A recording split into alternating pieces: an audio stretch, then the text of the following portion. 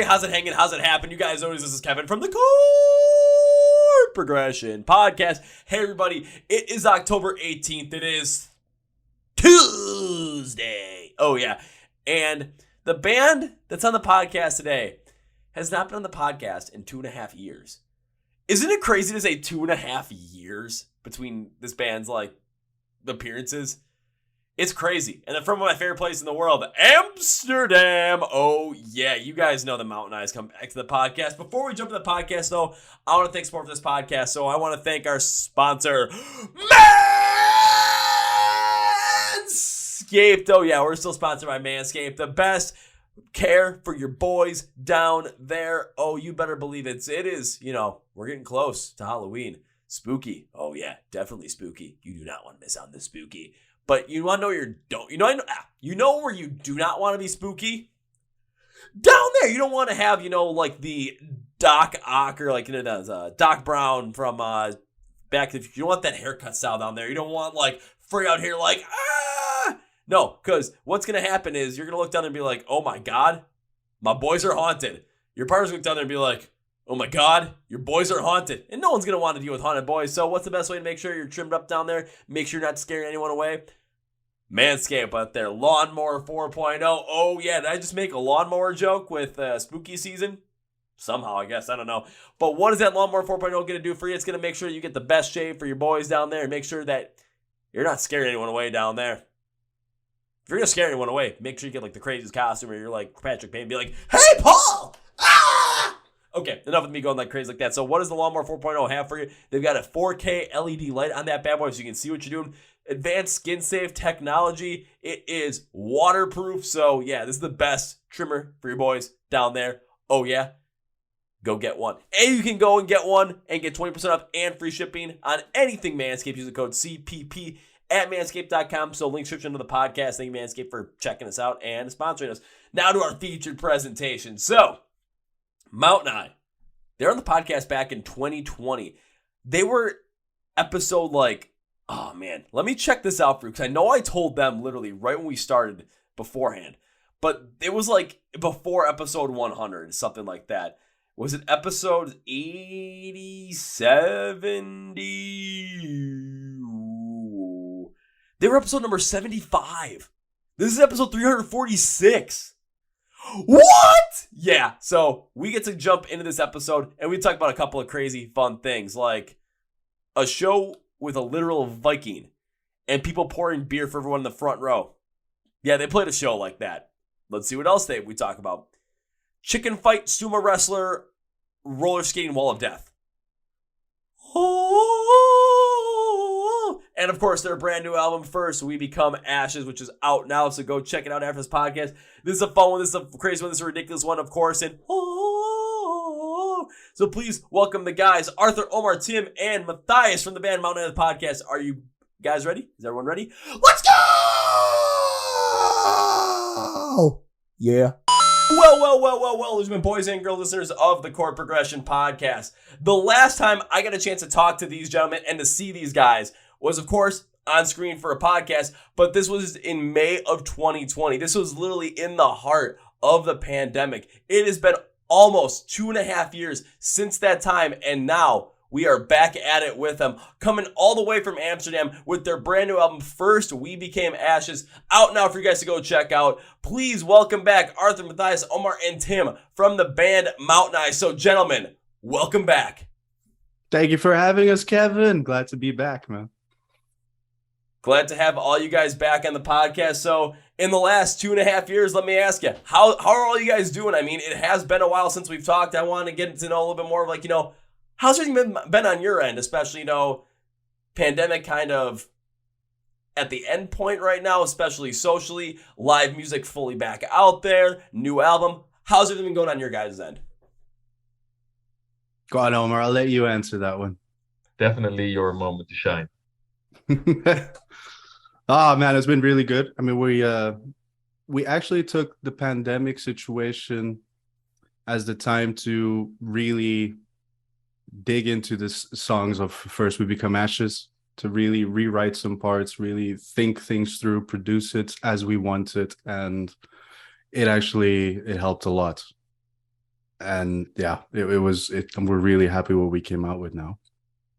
But we're trying times. I mean, the COVID situation. I mean, we were in the middle of it when we talked to it, and it's a shame. Omar and I were sitting together that podcast, sharing some wine, trying to sneak the bottle to each other every time we were talking with you. But I do. We got so wasted, man. That afternoon, dude. Oh, I was so drunk. And Tim was there as well, but he was in the living room. He didn't want to sit next to us. I don't know why. Because you're embarrassing. But yeah, now this time we're trying to keep it more sober, and that's why we didn't allow ourselves to sit next to each other, and trying to keep it more. Well, it's civilized. also because Arthur, the previous time when we did this podcast, Arthur lived like 500 meters away from me, and maybe like 3 kilometers away from Omar. So it was just way easier to just get together quickly, do this kind of stuff. But yeah, now Arthur's moved out. I moved to a different place. So yeah, lots has happened since the last podcast. Yeah, and now things are picking up. I mean, finally the concert started again, so we had some really cool gigs. I mean, we met a Viking. It was awesome. The guy was like 2 meters tall, 3 meters wide, with an axe. With an axe, please. With an axe. So if you met him at a concert, please tell me that this guy was in the pit, like trying to control everything, like kind of like, I will take on all challengers. Like I need to see that. I need to have someone in the pit like that for me to be like, it's go time.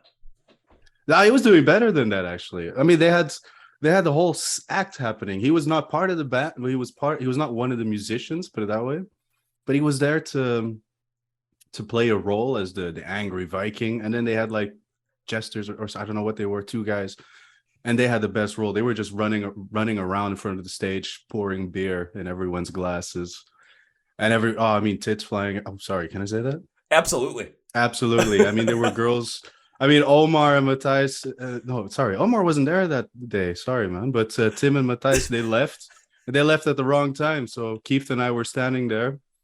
And there was a few girls in front of the stage started lifting up their shirts. There was beer everywhere. And I was like, oh, no, this is where I should be. This is great. I'm enjoying this. I want to be a Viking. I wish I was tall enough to be a Viking. But yeah, or if I could grow a beard, that would be great. But I can't even do any of that. So, that was a great time. But yeah, so we had great concerts. One of our biggest one as well in Holland. It was like a crowd of, I mean, for us, it was amazing, like 2,000-3,000 people there. And we got really well received. People were jumping, moshing. We saw a lot of beer bellies flopping around. It was great.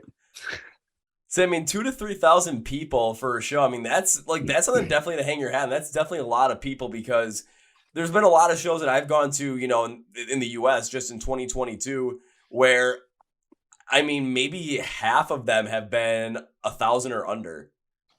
And it's not like, bands that are small either. It's like bands that you would think would be drawing, some pretty large crowds. All of a sudden it's, like, I'm trying to think of a good one. Like I saw a headlining tour where the Devil Wears Prada was the headliner, and they played a venue here. Like I've seen them in the same venue here in Milwaukee 3 times over the past year, the same venue. And when they had their headlining date, there was the least amount of people that showed up. They put them on the smallest stage. There was probably maybe 400 or 500 people that showed up. And it was like, thought there'd be more than this. What the hell, guys? I mean, we need more people to come out to these shows, man. Yeah. I think that's COVID. People got used to it. Sorry. Sorry. On the one hand, it's a little sad. On the other hand, it's also quite special to have like such an intimate moment with bands that you thought were bigger. Like for example, Omar and I once went to American Head Charge in Tilburg. And, they used to be a really big band with like all the they played with Slipknot and with, System of a Down, stuff like that. And we saw them in Tilburg, and there were literally like 30 to 40 people there. And we were like, wow, this is really not what we were expecting. But it was amazing because, there was just this intimacy that you don't get in like huge venues.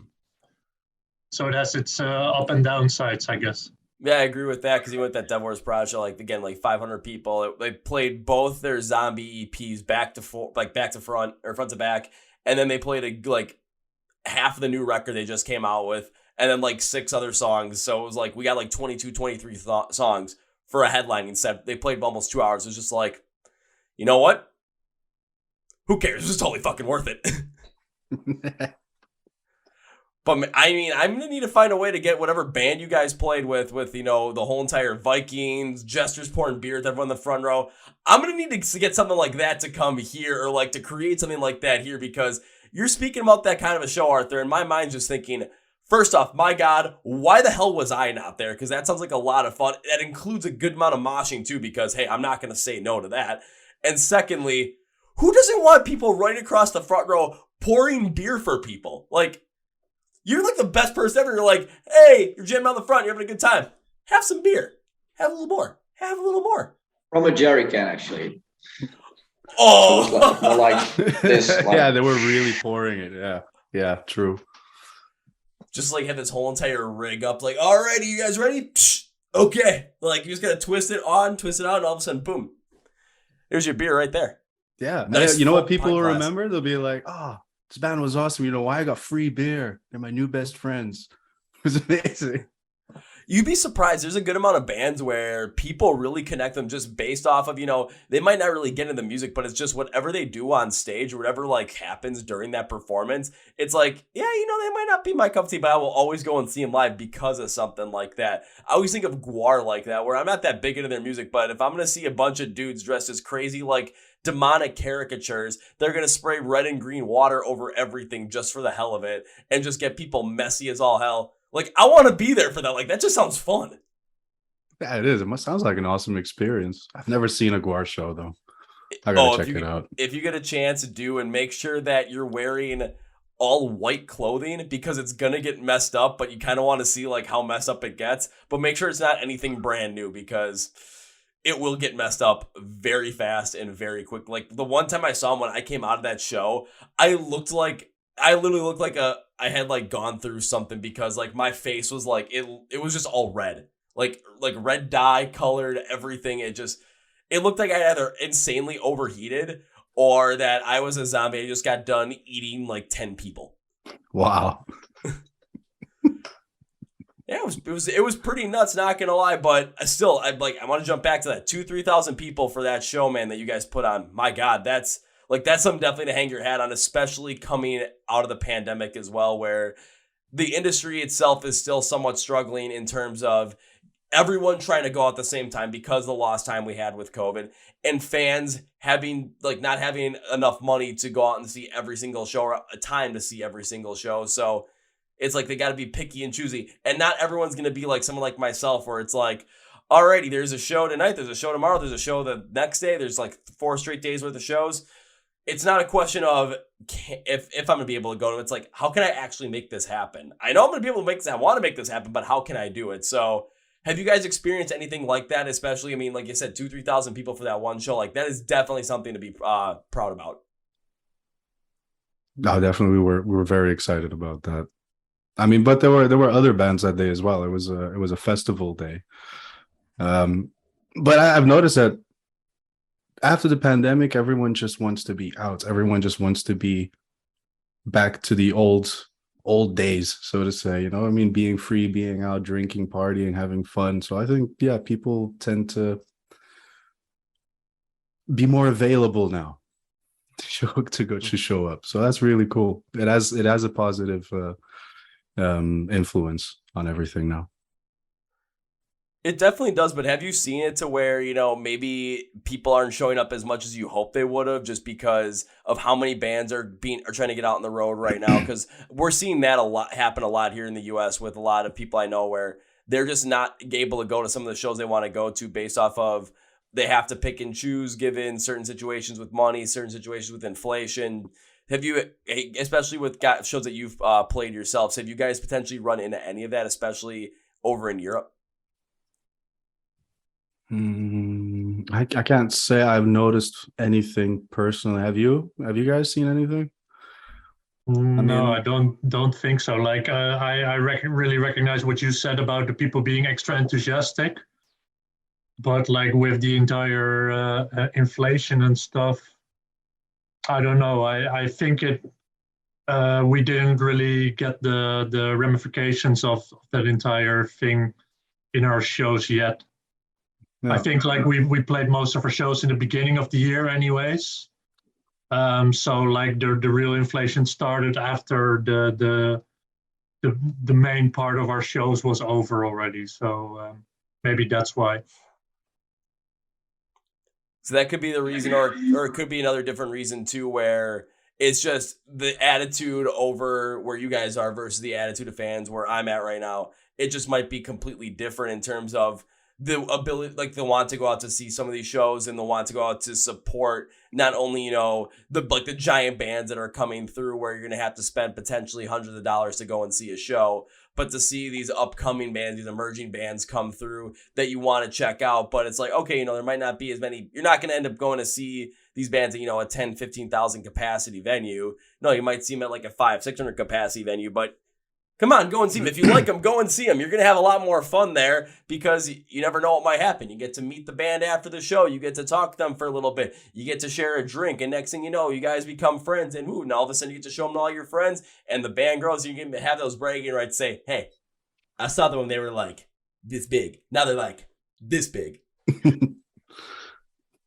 Yeah, definitely. It's a completely different experience. And I think that's one of the cool things about playing like more intimate shows. Indeed, like people can come up to you after the show. Most of the times, like we have these outfits now that we wear on stage, and we also try to wear them off stage so people still recognize us, like when we walk through the crowd after the gig and stuff. And yeah, They will people come up to definitely us and smell talk. Yeah, and they can definitely smell us indeed. Especially me, since I get just soaked when I start playing like even the first song. So I can't imagine what these people must go through. Oh man, Tim even goes through a shower before a show even starts. I mean, we were getting ready to sound check and everything, and there was already a puddle around Tim. It was a hot day. It was a hot day. Hey, but you just got to let that excitement roll. You got to have fun with it. And, you know, after the show, honestly, I'm pretty sure everyone is like, yeah, you know, we can smell you guys coming, but it's probably also a mixture of us too, because especially if it's warm, we're in the crowd, you're packed in there, everyone's body heat is raising the temperature of that room, and everyone's just like, sweaty. I mean, the last show that I went to before we recorded this, for the opening band, and it was for the Ice Nine Kills, Motions and White tour, they had We Came as Romans open. I love We Came as Romans. They played 7 songs, mosh through it. I took off my shirt and I could like wring it out and the sweat was just pouring out of it. I'm like, this was after 25 minutes of the opening band on this tour. What the hell else am I going to get myself into? So I'm like, I'm pretty sure everyone could just smell just, you know, that the sweaty manliness coming off of everybody at that point. So, and everyone's got that going on too. So, you know, you guys walk through the crowd there. It's just like, we smell like the people. Yeah. Yeah. No. Oh, definitely. I mean, Omar and we went to see Scooter. You know Scooter?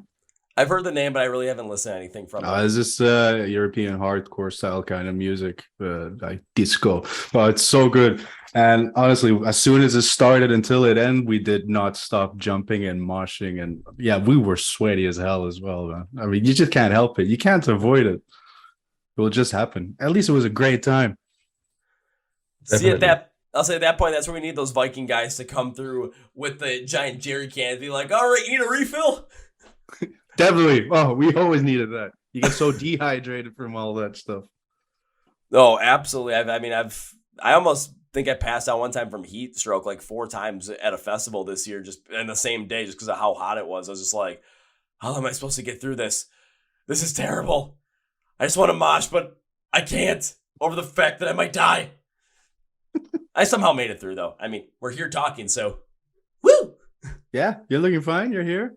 I'm looking fine. You know, just got some nice cold water right there, so we're covered on that front. But from the shows you guys have played so far this year, especially the ones earlier on, and it is good to hear that, you know, you guys had seen a lot more people like continually come out. You haven't seen really any of the impacts of fans having to like pick and choose between shows or any of the effects that inflation might have had. I'm glad you guys haven't had that effect really happen to you, especially as a band that's continuing to grow. But when you take a look back at those shows that happened during the beginning of the years, are there any shows outside of the Viking one that just stand out as like, oh my God, this was like one of those best shows that we've ever had. One of those moments where you're just happy the fact that the pandemic is pretty much ceased socially, where everyone's back out and you're able to do this stuff again. Was there a moment of that where it's just like light bulb went off in the head, like, okay, this is awesome?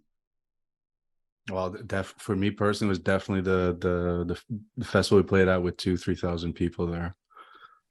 I mean, that was just sick. It was really crazy. You get such a rush from it, seeing everyone there, and then just headbanging. They had like a grate, the grate in front of the stage. That thing was just bouncing forward and back. I thought it was gonna break off in a second. People jumping around, moshing. I mean, it was a hot day. Everyone took their shirts off. Everyone was just having an amazing time. We had a wall Playing air guitar. Playing air guitar as well when there was no guitar. But it was Wall of Death. Wall of Death. Yeah. I mean, it was, for me personally, that was a real highlight of the year. So what about the rest of you guys? Any other highlights that just stick out in your minds outside of the festival and the Vikings and the beer pouring and the battle axe style? I think we all gonna. There's a pretty big chance we're all gonna name the festival with 3,000 people as the favorite for this year, because we were looking forward to playing bigger festivals for years, but because of the pandemic, we weren't able to. We played a few little shows when it was possible indoors, but big outside festivals. That's I think that's where Mountain Eye needs to be all the time. Some outdoor festival. And I think we should actually plan a tour where we're on the continent where it's summer, so we can tour all year playing outside festivals. Oh, absolutely. How about you guys? I would say, if you're playing outside festivals, I mean, the amount of crazy stuff that can happen there, especially as you get a lot of people together, everyone just is all into the same kind of music, especially around rock and metal, everything around there, and just the overall excitement that goes on around there. I mean, it's something that can't be beat. It's something that you just like really vibe, Oh yeah. It's like with all as soon as you hit the stage during the intro, when we make our introduction, like we walk on the stage, then there's just all this smoke that's going all over the place. And then like, it's just the sound and the bass and everything's different outdoors compared to indoors. And then you see like, we had the sun rays straight into our eyes. So we're all like looking straight into the sun. And yeah, it was totally different experience. And then seeing all these people like going crazy in front of you, and like Arthur said, like just pushing the railings and everything. It was such a great experience. And then like as soon as they start moshing and everything, you see the dust like coming from the floor, like all the soil. When you get that dust too, I mean, that dust is absolutely terrible. I'm sorry, guys. Amazing. I saw my phone. My phone went off. It was my landlord, and I'm just like, I was wondering what the heck she wanted to say.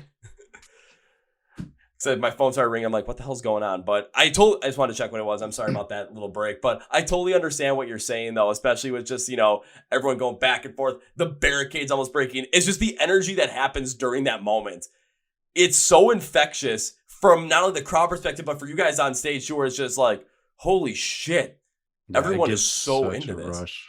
Yeah, it gives such a rush. I mean, Matthijs had a divine moment even. It's like an angel came out of the sky and touched his forehead. You want to tell us about that, Matthijs? You described my drumming in beautiful words, Arthur. No,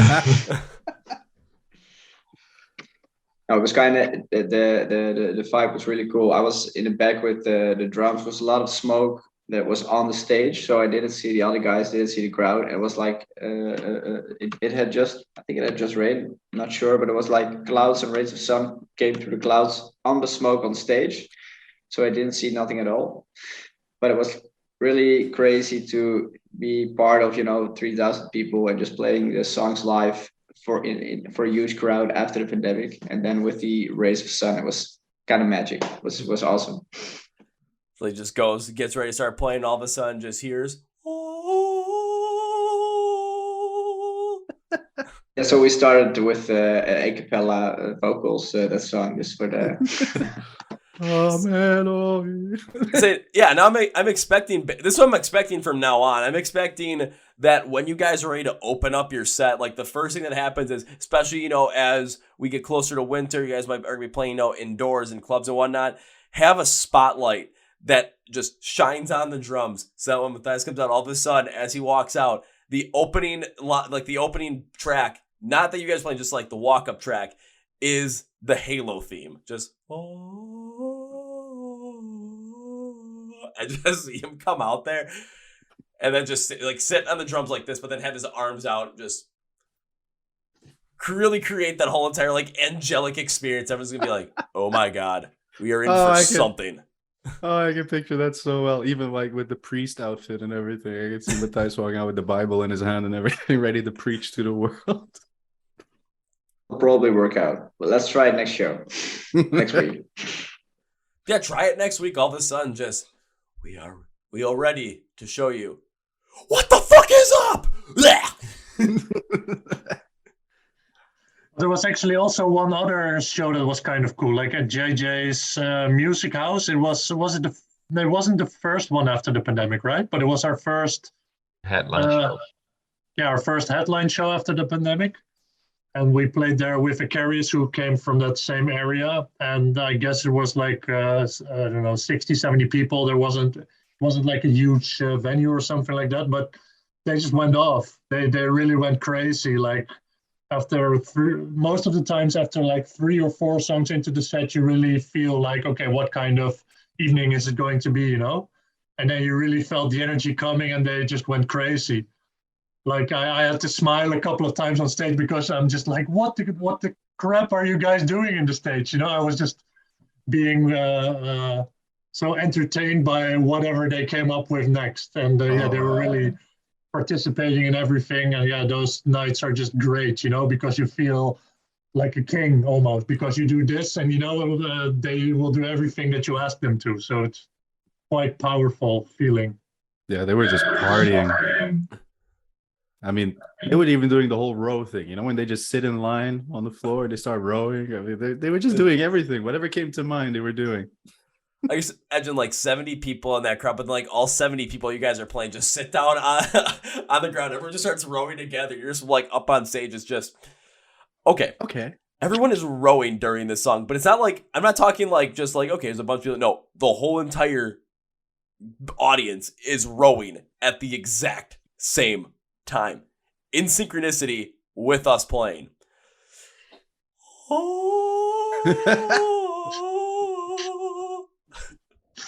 Now I know why Matthijs stands sometimes behind the drums. The whole Jesus Christ thing, But you always have to have the Halo theme on there. It just adds so much more to the epic, just part of it. But it does make a lot of sense. Where even though some of those shows where there might not be a lot of people there, but all of a sudden when you're able just to drive all that energy and you're able to just to connect with them on a certain way, where all of a sudden everyone is into it, everyone's getting creative with what they're doing. People are rowing on the floor in the middle of the stage. Mosh pits are going nuts even with that many people. Or all of a sudden you start seeing people do crazy things like chicken fights in the pit, because we've done that before plenty of times. WWE style moves just for the hell of it. I've seen a lot of it, and especially it only ever really happens at the smaller venues as well, where there's not as many people, but it's something where that intimacy comes into it, but it also comes to just it's an intimate energy where you're just holy shit, you guys are giving out this great vibe, you guys are giving out this great energy with your music, we got to give it back in kind because we're feeling it right now. And next thing you know, you have a pit that has 5 people in there with 5 other people on their shoulders, and everyone's fighting each other, who's gonna reign supreme? And then all of a sudden everyone falls down, and then you get to the bridge, all of a sudden everyone picks each other back up, we separate, and we already are ready for the wall of death for a breakdown with a big old bleh, and then smack. And everyone's happy at the end of the night. I'm sorry, I'm still stuck at the chicken fight. What the hell is a chicken fight? Okay, so basically what it is it's when you put someone on your shoulders, and then someone else puts someone on their shoulders, and then you kind of run at it, kind of go at each other, and the 2 people on the shoulders try and throw the other person down, so you try and knock the other person over, because if you knock that person over, the person that is holding up is probably going to fall over too, just from the weight. And I mean, it can get kind of funny too, especially when you have multiple people doing it at the exact same time, because you never know, especially I'm always the one that's on the ground too, holding people up. So I'm just I always got to maintain my balance somehow. never really the best at that, except for when I'm by myself in the pit. Otherwise, oh man. So if I got someone telling me, I'm like, okay, we're falling. Ah! All right, now I know. Yeah, so if you guys can get a chicken fight going at your show, definitely would be an interesting way to go about it. I think we'll start introducing that to people, to the crowd. All right. Next time, no wall of death anymore, but a chicken wall of death. Yeah, chicken wall of death. Oh, that would be ace. Oh, man. All right, we came up with two great things on this podcast. All right, the chicken wall of death and Matthias is moment. We have a lot to try out next gig. Yeah. So with it also, again, the new album is out. You guys have that release now. Are there any other gigs planned, especially for the rest of 2022, as this album is, being in the hands of the listeners? Everyone's able to get a chance to really get it into it, listen to it, get to know it, so that we can get those Wall of Death chicken fights to happen. Are there any shows coming up at some point, for the rest of the year? Yeah, there are, but I think Matthijs should talk about them because it's mostly pop ronde and he's the most enthusiastic about that. So it's basically a Dutch concept, but Matthijs will explain further. Well, I might later, but at first I want to tell our special thanks to the Dutch Railways because they made our release show not happen because they decided to not pay their how do you call it? Conducteurs, Conductors. They didn't pay them enough, so they striked, and nobody was able to come to Amsterdam to visit the show, so we had to cancel it. So that was a show that was going to happen, but didn't happen. Yeah, that was a huge blow. We also are pretty pissed about it. Well, then we got to say that. I got to say this. I got to get close to the camera. Hey, people that pay the people for Dutch Railways, you done goofed. You done fucked up bad. Okay. No, they did. Yeah, that really sucked. But we will still do it. Like try to make that up later in the year, or maybe next year. We'll see. We'll have a good show to celebrate the release of the album. And apparently Matthijs didn't want to talk about the pop ronde, so I will do it then. So we have like one festival coming up in a week, I guess. Fest, which will be like the last of the festival season. We'll be playing in the tent in front of, I don't know, maybe like 300 to 500 people or something like that. So really excited for that. That's really cool. And we also made it to Pop Ronde, which is like a Dutch traveling music festival.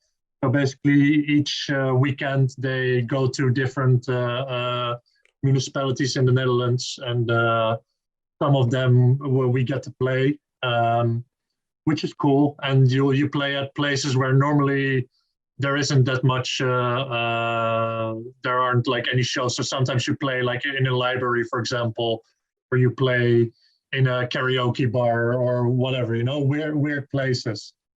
But it's cool to do, it's intimate. There's a lot of music lovers there. So yeah, it's cool to do. Alrighty, is there a way that like that concept, can I find a way to get that going here in the United States? Because I'd love to all of a sudden have because it kind of sounds like Warped Tour in a way that would go from city to city like every single day. But this seems like again, like weekend to weekend type thing that, make it a little bit easier on the people, make it easier on you guys as well. But the fact that you guys could be playing in a library, like that just astounds me. Like all of a sudden could you imagine this now? Get to your local library. It's calm. It's nice. It's quiet.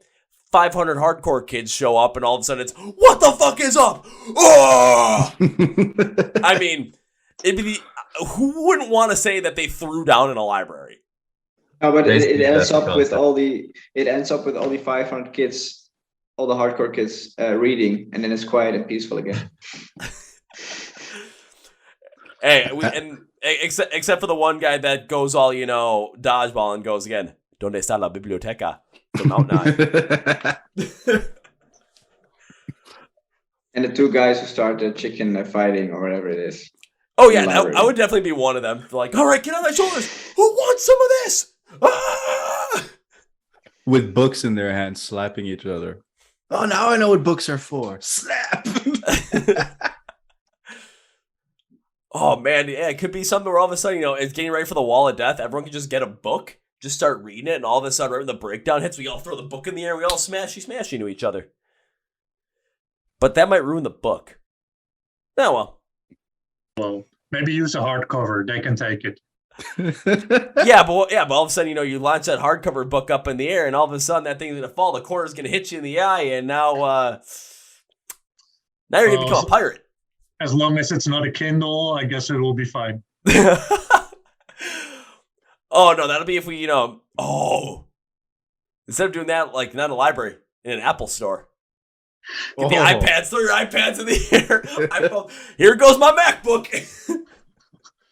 We're coming up with some really interesting ideas during this podcast. I think it's a good brainstorm. It's not only for us, but for the entire music scene. Yeah, worldwide. Yeah, because I mean, there's always that. You can always go online and you can see the hardcore band that once played at a Denny's restaurant here in America. There's just all of a sudden, you're, what the fuck is up, Denny's? Create a whole entire meme off it. And recently, I just saw this online too. They did another hardcore show. It was like at a Sonic fast food restaurant here, which is just a bunch of it's all drive-in stuff. So it's like, you drive your car up to this kind of like menu board thing. You hit a button, you tell them what you want to order, and then someone brings it out to you on like roller skates and whatnot. They did a hardcore show there. So all like the stalls for the cars, like in between there, like each stall had their own individual hardcore pit. That's crazy.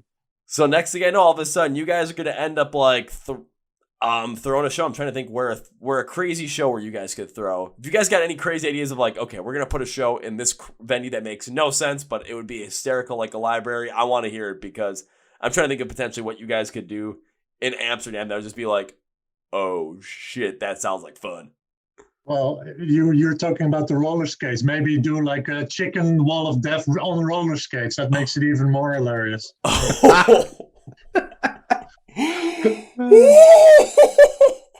Ooh, yeah, you have the guys wearing the guys that are holding the person on top wearing those sumo wrestling suits.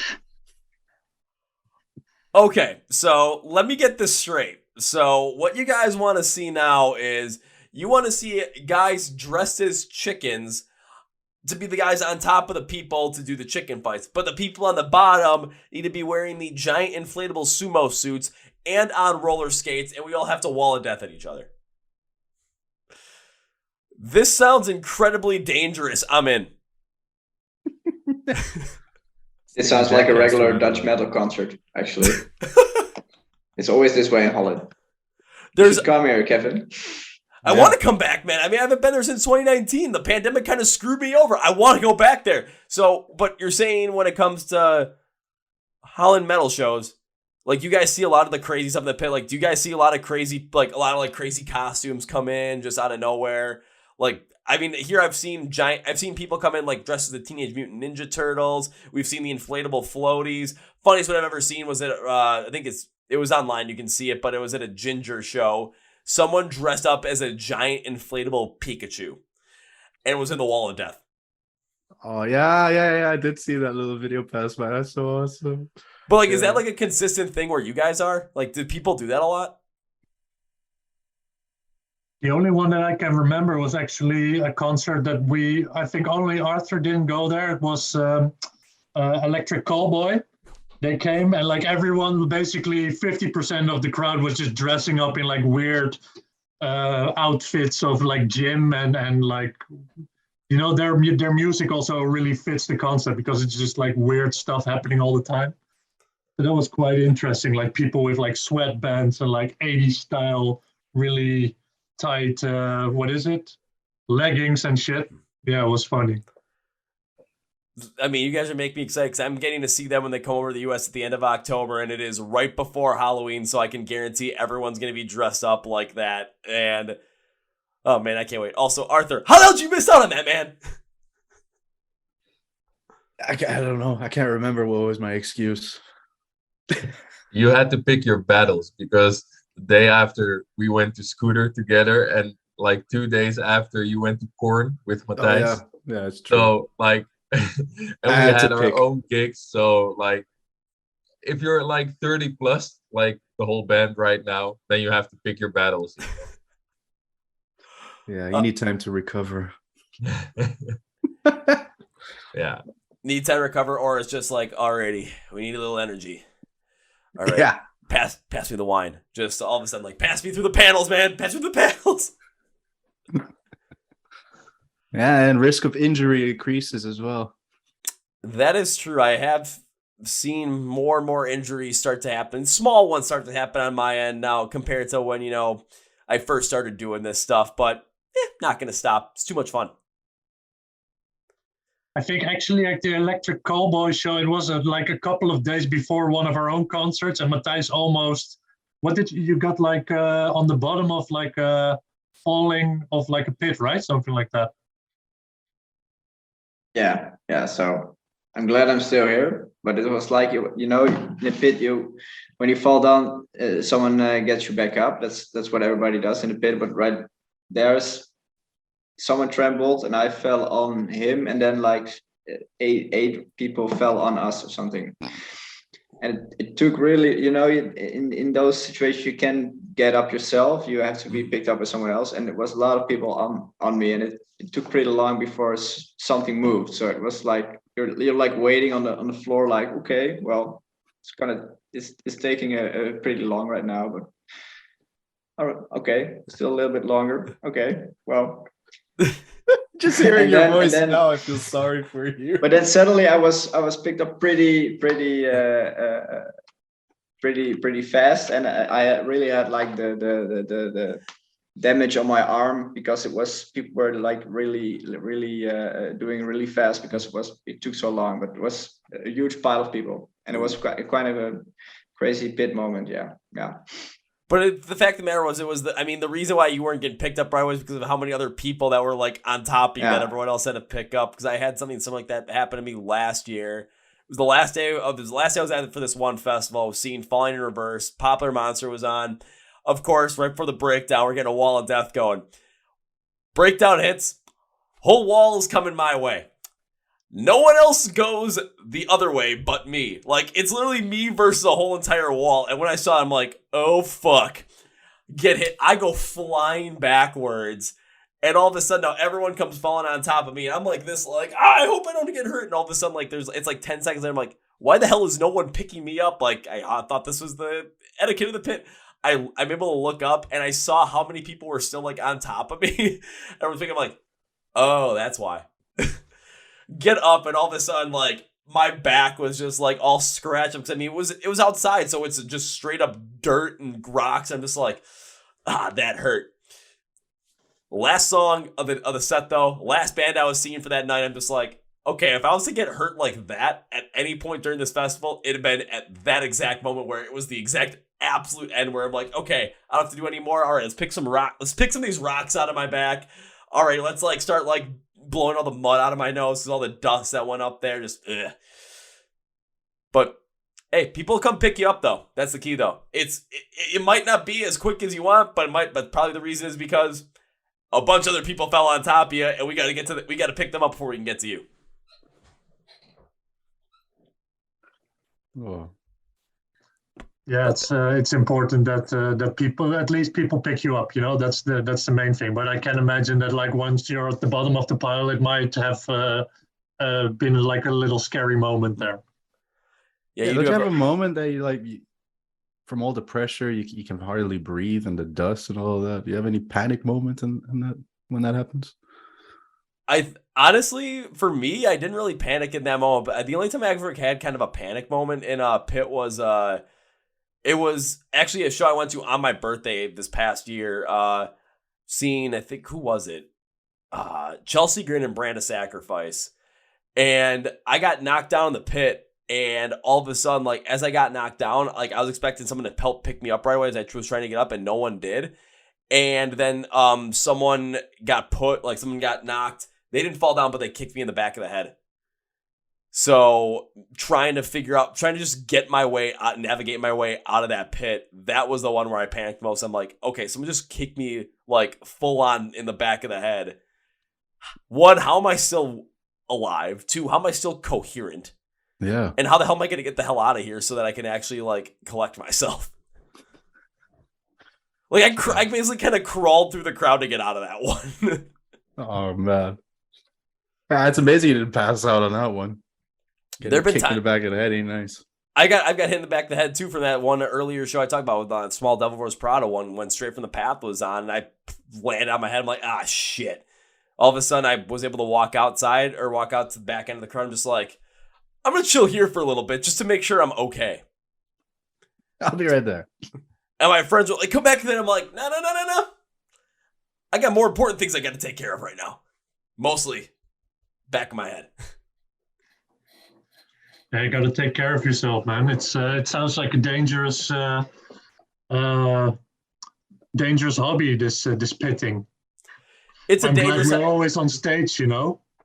It's a dangerous hobby, but it's one of my favorite things, and I love it. But outside of pitting, outside of all the crazy stuff, one thing we still have yet to talk about is the brand new album you guys just came out with called First We Became Ashes. Or First Become Ashes, my bad. So let's jump into it. You guys said that, you had worked the whole entire pandemic on this. You had a lot of songs written. You guys were able to rewrite a lot of stuff, really be able to perfect this way you wanted to. So what was the process like of creating this whole entire album over that whole entire course of, shutdown, uncertainty, and having all this time to do what you wanted to do with it? Well, I think the process basically started around when we were talking to you. I think we just had done one of the last shows before the pandemic, and then we had some songs that we already finished for this album. Well, we didn't finish them yet, but at least we had them ready. We played them at our release show back then, and then we were figuring out okay, how we're going to proceed, and then Matthijs came up with an idea for a concept for the album, which was kind of cool. So we decided to roll with it. So Matthijs, do you want to elaborate a little bit on that? Well, I think your English is better to elaborate it in nice grammar. I don't know anything about it though, or Omar can explain. That's Omar also knows. fine. Omar's really in it. He knows it. We were aiming for a concept album. That was pretty clear from the beginning. And like Tim said, we had a couple of songs ready, as in we already played them during our live shows, like 3 songs. And then we were figuring out, we didn't just want to drop some cool songs on an album and just let people enjoy it. We really wanted to present a story, a journey even of human development. And then Matthijs, he has a philosophical background, and we were in a cafe, 4 of us, and he just came up with this concept by Nietzsche, and we just all fell in love with it, as in the whole transition from adapting to society and to its values to becoming your own individual.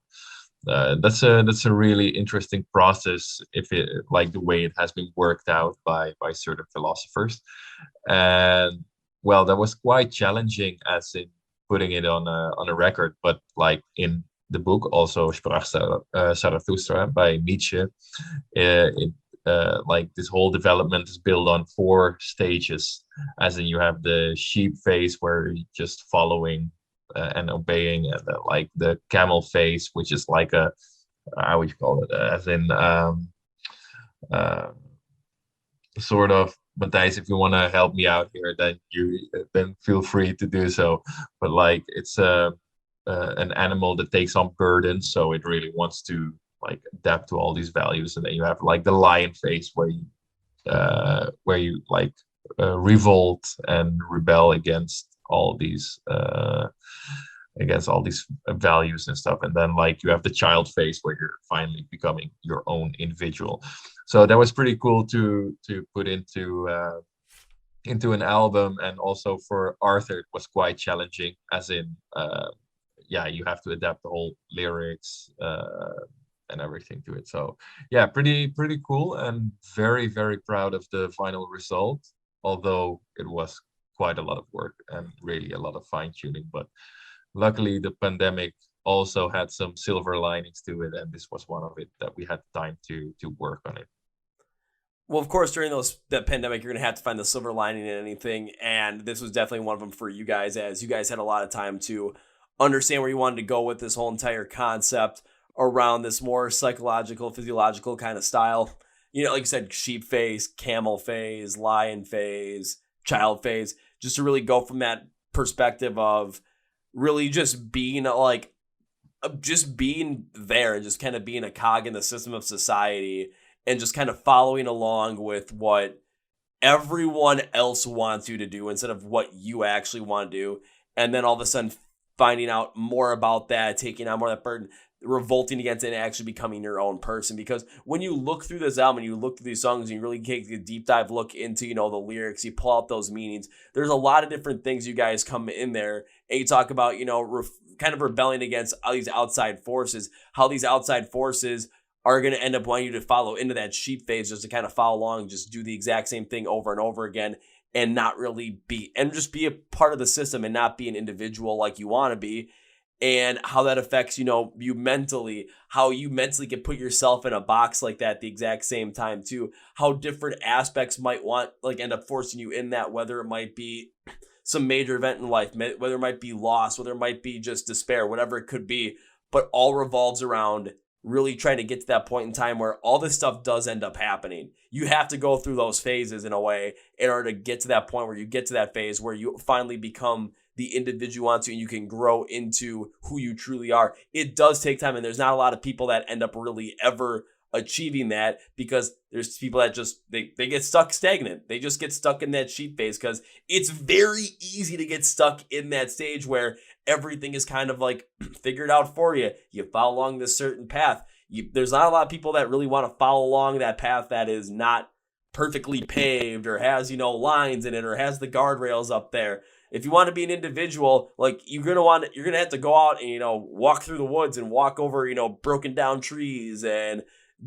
like go through valleys and ditches and whatnot and mountains just to try and get there. But in the end, it's much more worth it. And that's kind of where this album kind of, especially from my end, kind of took that prospect of there's a lot of different psychological things around there, but being that individual and finding that individual passion for yourself, that's really one of the keys that will drive you to not only success in your life, but what success is relative to in my mind, which is happiness. Yeah, definitely. I think you really got like the concept, because it's quite you know, it's evolving around like what society tells you to do and how you respond to that. You know, you just follow and then you revolt, and then you just figure like, okay, I don't have to revolt anymore, but I'm just going to do whatever I want to do, and I won't let anyone dictate to me whatever it is that they want me to do. You know. And this is the entire journey that the album goes through. And it's quite interesting because, you know, we came from this philosophical concept, but then Arthur gave his own meaning to it. So you can kind of, if you know the story, you can still find it in there. But I think like each song also, Arthur put a lot of himself, like his own experience into it, which made it quite cool. And unique, I would say. But I don't know if you want to say anything else about that, Arthur. No, I mean that's pretty much it. Yeah, what you're saying. It is very challenging. I mean, writing this album was very challenging. I mean, instrumentally, we've really poured a lot of our effort into it. It was a lot of rewriting. Also in the lyrically, it went really under a microscope.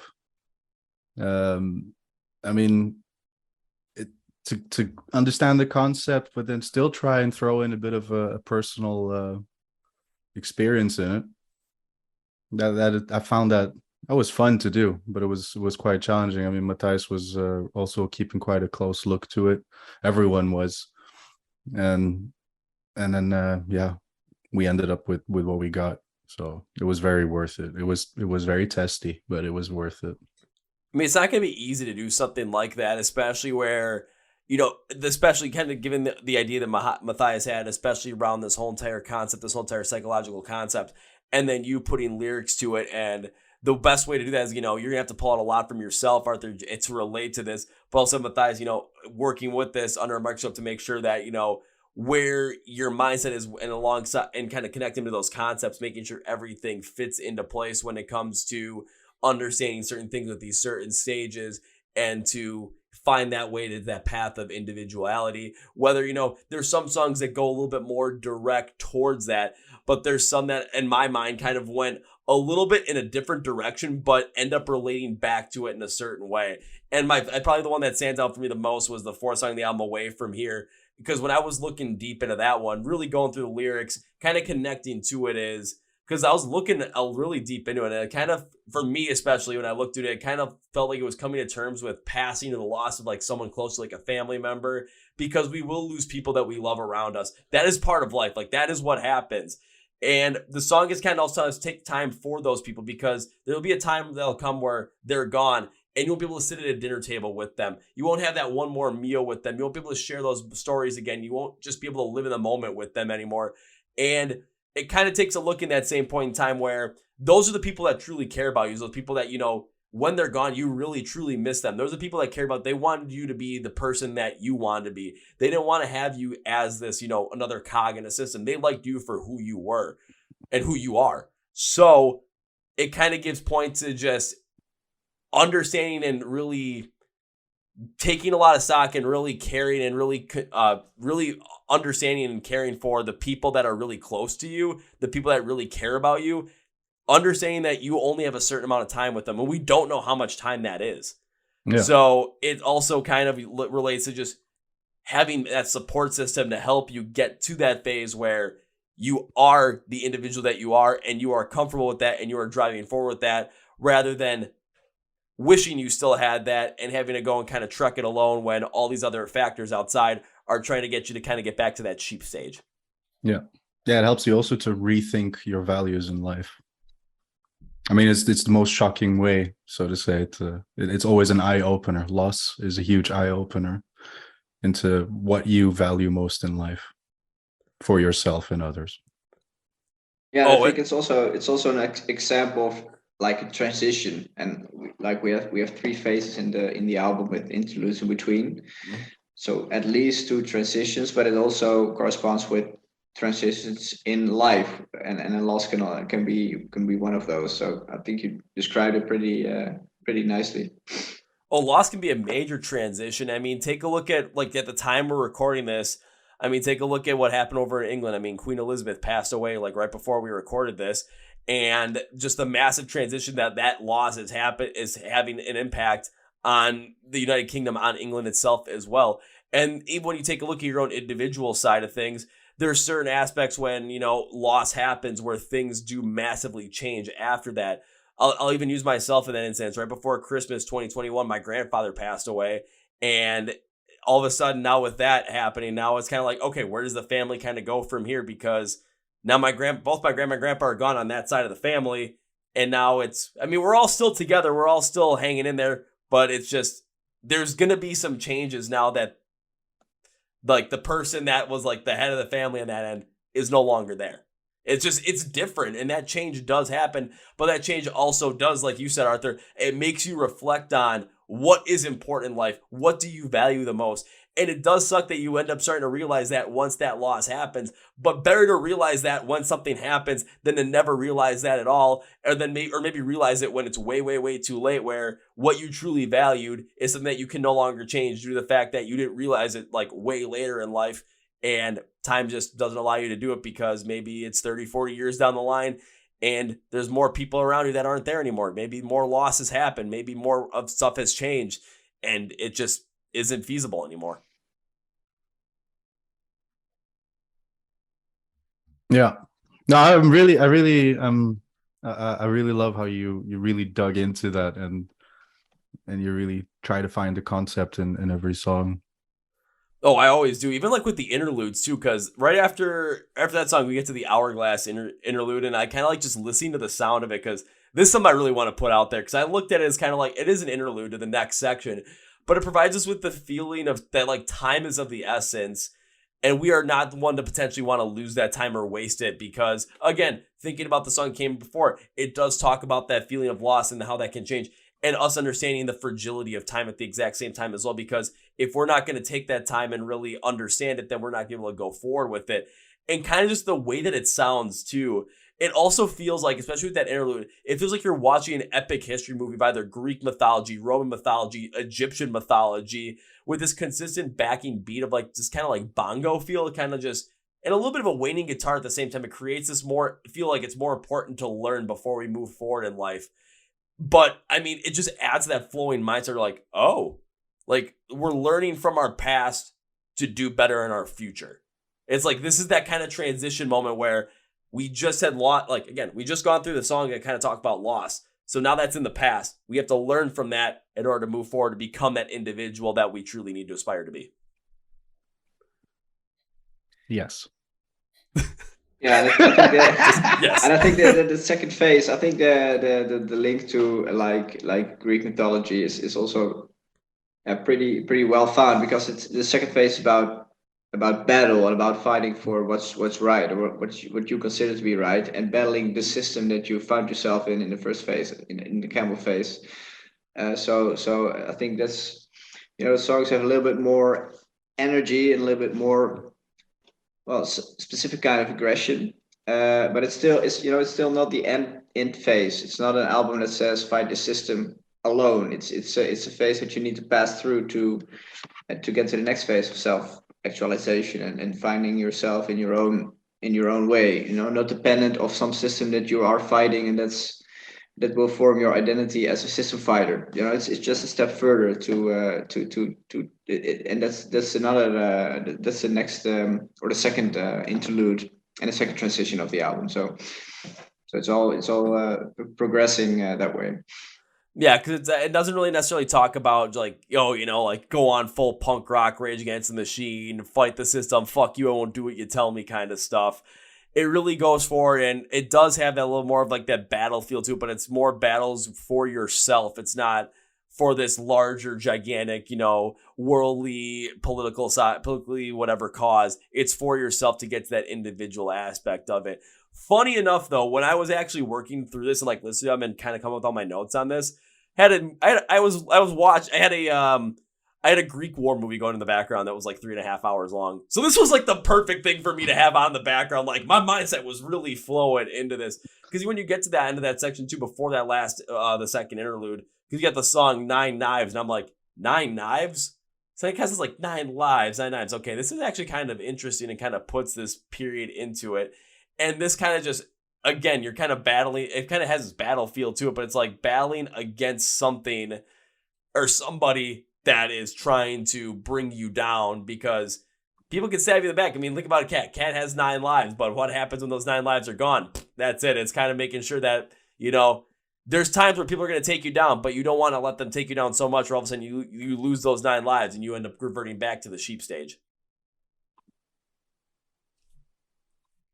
Well, I think like nine Knives was actually about a Buddhist concept, right, Arthur? Embarrassingly enough, I can't remember 100%. I have this a lot. I'm getting very forgetful in my mind. That's why I was keeping very quiet. I threw quite some symbology into the lyrics. They're spread out throughout the album, but 9 Knives does have. It is basically, 9 is a number in the Buddhistic. I think it was Buddhist. I wouldn't put my hands in the fire on this one, but it represents spiritual awakening, the number 9. And knives, it's also the tool for severing your the idea is to, oh wow, good one. I hate you, Tim. I'm sorry, Arthur. I didn't want to put you in that position. Right, yeah. I'm just thinking that you have it all together, but apparently I'm wrong. I don't. Do I? Have you looked at my life right now? No, but 9 Knives is basically spiritual awakening, and those the 2 words 9 and knives have a symbolic meaning behind it. Interesting. I mean, but that's one of the beauties of music too, where it's kind of like, even when it comes to the concept and kind of the whole entire idea around the album, even with kind of bringing more of those Buddhist concepts in there and kind of where I took it, it's still, we can still connect with the lyrics, still connect with the music to really relate it still to that same concept and just take it in a different way, just giving off of our own experiences, because wherever I took it from, yeah, of course, I'm going to use my own experiences to really relate to it. Same thing with you guys. You're going to use your own experience to relate to it. So that's where that difference might come in. But of course, we still kind of are related to that whole entire idea of, like, again, becoming your own self, becoming that individual and not becoming like just another cog in the system, just being that sheep that follows along with everything and just kind of just going through life just, yeah. Yeah, but it's actually quite interesting. Indeed, what you say, like everyone is going to interpret whatever we put out there in a different way. And there's no way for us to influence that, And I think it's good also because music is a very emotional and personal thing. You always connect it to your own life story, to the moments that made you who you are, So it's a beautiful thing that you interpreted it in a completely different way than we do, but it's not necessarily wrong because it feels right for you, No. So I think also as an artist, we shouldn't always dictate you like, this is what it's about and it's what it's about for us, but it doesn't mean that it's what it's about for you, It's like as an artist, what you're able to do, especially with music, is you're able to kind of dictate the emotion in a way. So you're able to be like, you're able to kind of like show the path, but you're not going to be the one to like get like basically hand in hand walk people down that path. It's like, alrighty, this is kind of the idea of where we're going with, go run with it. Or it's kind of like bringing like dogs to a dog park. It's like, alrighty, we're all in the same area. We all get like kind of like the same emotion on here. But when it comes to finding your meaning, be free, run, have fun kind of thing. Because I think it was even Dave Grohl said something like, he could be singing a song to 85,000 people and they could be singing it back to him for 85,000 different reasons. But the key for that is like the emotion. Everyone connects in the same emotion. But whether it's about, happiness, whether it's about spiritual awakening, whether it's about fulfillment, death, despair, depression, anxiety, whatever it is, we all can like pick up on that emotion and we can relate to it. But then it's where we end up really relating to it and how we connect ourselves to that song. That's where everything differs, all based off of the different experiences that we've had. Because I can listen to a song and you can listen to the same song. We can feel powerfully about the exact same song, but the reason behind it could be astronomically different. But that doesn't mean that any of us is like connected with the song in like a bad way. It's like, no, we're connected with the song in such a powerful way, but it's just the way that we go about it is different based on how we're relating it to it, based off what we're putting our life experiences to it and running that movie in our head. When it's like we're listening, it's like, okay, how are we relating to this? And we see that happen. We know exactly what emotion it's relating to. That's just how it works. And that's why so many people from so many different backgrounds can come together, listen to the same kind of music, jam out the same kind of music, and just enjoy, because we all connect with it on that certain emotional way that's just, you can't find it at any other place outside of like any kind of art. You just can't do it. Oh, indeed. But that's the beautiful thing, you connect to music for some reason. I connect to it. We meet each other in the pit and we're brothers, because we both have that connection. And that's the beauty of not only music, but also other different art. But I think with music, it's more passionate because it really, it makes you move and you do it in like in groups. So it's almost like a religious experience in that way. Sorry, Matthijs. Don't want to offend God or whatever, but I don't know. We just have to ask if Matthijs approves of that one. He's still thinking about it, I guess. I don't know why you're apologizing to him. Well, I don't want to relate anything as ungodly as music, and especially metal music, to something as holy as, anyways. As holy as him going on stage with, oh, yeah. It all comes back to that thing. So that's a live performance. We have to. It's all going to go back to live performance and seeing Matthijs walk on stage with looking holy, walking out there to the Halo theme with spotlight on him, just standing behind the kid, just I think it's really going to happen next Saturday. Oh, I'm going to film it. Yeah, Arthur's going to come out instead of like going on stage to start singing. He's going to be like, I got to film this guys real quick. Just 1 second. All right, what the fuck is up, everybody? Let's make this library go nuts. Oh my god! But if you guys are able to pull that off, please, like, if you guys do that though, with the whole entire, spotlight, drum kit, Halo theme, please just have somebody film it, because I really, really, really want to see this. Because that and a chicken fight. Chicken fight on roller skates. Chicken fight sumo suit roller skates. Oh my god. That's going to be fun. Okay, you guys are giving me too many. I mean, we came up with so many ideas. I mean, we're gonna end up. You guys are implement them. You guys are gonna implement them over there. I'm gonna implement them over here. We're gonna have a blast. Well, the chicken fight roller skate sumo suit, the whole entire thing. That's all for you. Thanks, man. We appreciate it. We'll steal it with. And we will thank you in our hearts for it. We will patent it. Hey, what'll happen is all of a sudden I'll be able to have the baby like, hey, this is where we came up with it. All of a sudden, do you mind they took it? Yeah, we came up with it together. Yeah. Who's a shared? That's all that matters. But guys, make sure you guys do that, because I want to see it. And as we bring this podcast to conclusion, one thing I love to do is give you guys a chance to say whatever you want to say, plug whatever you want to plug, promote whatever, promote at the end of the podcast. So, gentlemen, floor is yours. Oh, come on. Let's not all run at once. Go ahead, Arthur. Do you want to plug any, do we have anything? Well, we do actually have a video coming out quite soon, right? The Nine Knives lyric video. So that will be online within within a week. So I'll go watch that. And listen to our new album, not Roast and Charlotte. Oh my god! First, we become ashes, and let us know what you think of it, because we're really interested in to hear what other people have to say about it. Anything else? Wow, it's really Sunday today, isn't it? Everyone's really not in. I really get that feeling. Well, I think maybe something else that when people listen to our album, and Kevin gave us his own interpretations of the songs, which were pretty awesome. I think when people have their own interpretations of the songs and the concept of the album and what it means for them, we're always curious, and you can post them on our social channels or just reach out to us on our website or something, or just send it to Kevin. He'll probably likes to hear it too.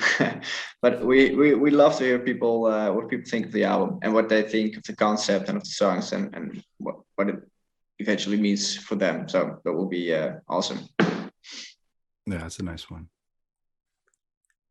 Yeah, so guys, thank you very much, and I hope you enjoy our new album, and I hope you follow us and follow Kevin's podcasts, and keep streaming. It's been a week now that the album's been out, and we will have a little surprise for everyone as a thank you.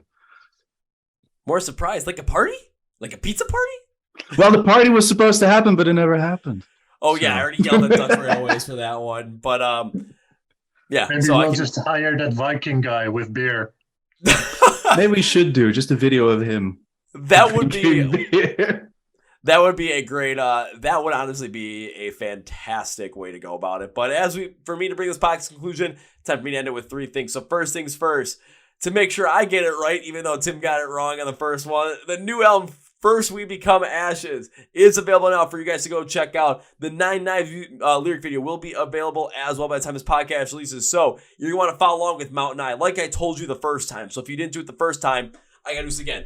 What the heck's your problem, guys? Come on. Why didn't you do it the first time? So here's your chance to do it now. If you want to, and not if you want to, you're going to want to follow along with Mountain Eye. So you want to follow along with them on their socials. You're going to want to, be able to get to watch the lyric video, YouTube videos, everything like that. You're going to want to find them online, buy some merch, and also listen to the new album, know where they're playing new shows, all that good kind of stuff. So go script for the podcast, say find Mountain Eye online. You'll see all the links, labels, everything there for you. So it's one-click, one-stop shop for you guys to follow along with Mountain Eye. And if you don't do it, what the heck's the matter with you? I told you to do it. I'm doing all the work for you. It's convenience. So go and do it. Secondly, last time I had you guys on the podcast, I made you guys a promise that said first time I get to see you perform live and the first round was on me. Well, this is your second time on the podcast. Because of the pandemic and all that stuff, haven't had a chance to see you play live yet. So is first round still on me? Yes. Is second round on me now too? Yes. That's that. And we're going to hold you up to that. Oh, I know you guys well, so please do. And as we bring this podcast to its full conclusion, you guys know I can't say goodbye because are we going to do this again? Oh, yeah. Am I going to actually make good on that promise? Oh, yeah. Will it probably be either wearing a chicken suit or a sumo suit with roller skates with someone on top of me? Wearing a chicken suit? Oh, yeah. So also, have to end it with that. And guys, this can't be goodbye. This will have to be also, but seriously, I'll see you later. Till the next time. Thanks. Thank you Thanks very for much having for us. having us. Well, folks, that was my interview with the guys from Mountain Eye, Arthur, Omar, Tim, and Matthias. Once again, thank you, gentlemen, for being on the podcast. If you want to check out Mountain Eye, go check out their social online. Go check out their brand new album, First We Become Ash, which is out now. The lyric video for this Nine Knives song is going to be out on YouTube. So you're going to want to go and follow them on their socials, follow them on YouTube. You know, listen to the album, stream the album, buy them, download the album, buy some merch from them, and of course, even a live show coming near you. So, best way to go do that, go to the description of the podcast. It says find Mountain Eye online. All the details will be there for you. Links, labels, everything. Please remember to also subscribe and follow along with the Chord Progression Podcast. We are on Facebook, Twitter, Instagram, and TikTok for your viewing pleasure.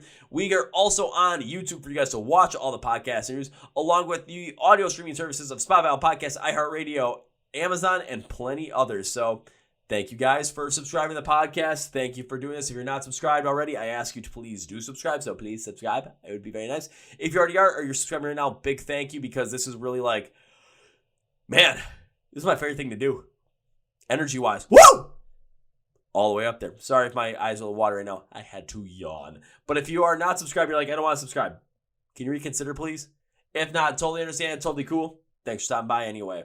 Also, remember to thank our sponsor, Manscaped. 20% for free shipping. Use code CPP at manscaped.com in the description of the podcast. Thank you guys from Mountain Eye. It will not be 2.5 years before we do this again. So on that note, that's going to be for today, guys. Thank you for watching to the Chord Progression Podcast. My name is Kevin, and you guys know I every single one of them with a big, healthy, and hearty. See ya!